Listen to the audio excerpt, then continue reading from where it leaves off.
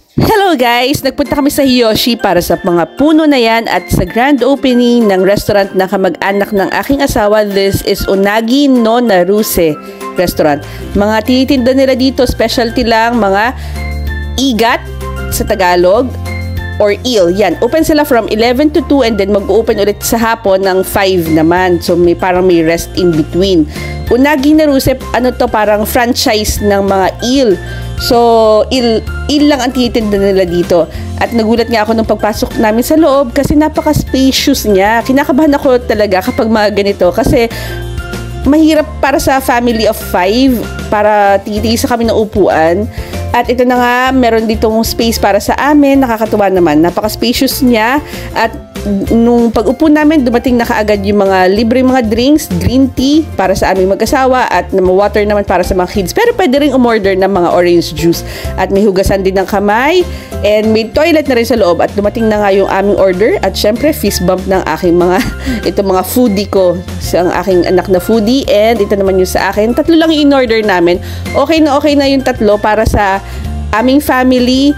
Kasi yung dalawa kong maliit is ano pa lang sila, hindi sila masyadong mahilig dito. Pero nung natikman nila, nag-enjoy sila ha.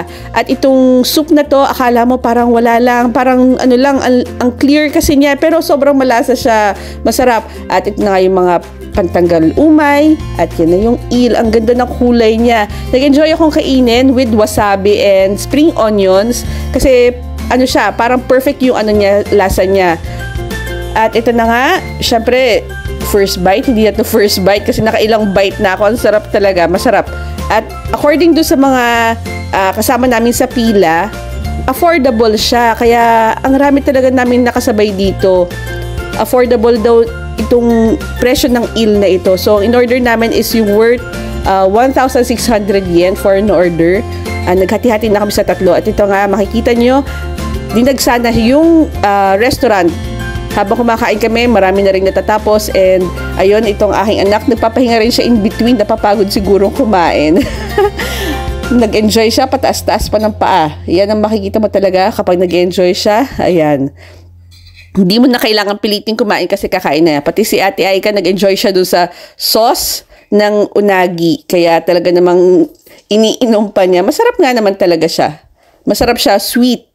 May pagka-sweet kaya okay sa mga bata. So, ito yung entrance and yan na yung aming food nga. So, yun lang. These are the pictures at napakasarap. Siguro babalik ulit kami dito at nagpunta naman din kami sa Yokohama para magsimba. So, yun lang ang aming weekend. That was Saturday. Iba pa pala nung Sunday. Yun lang. Bye!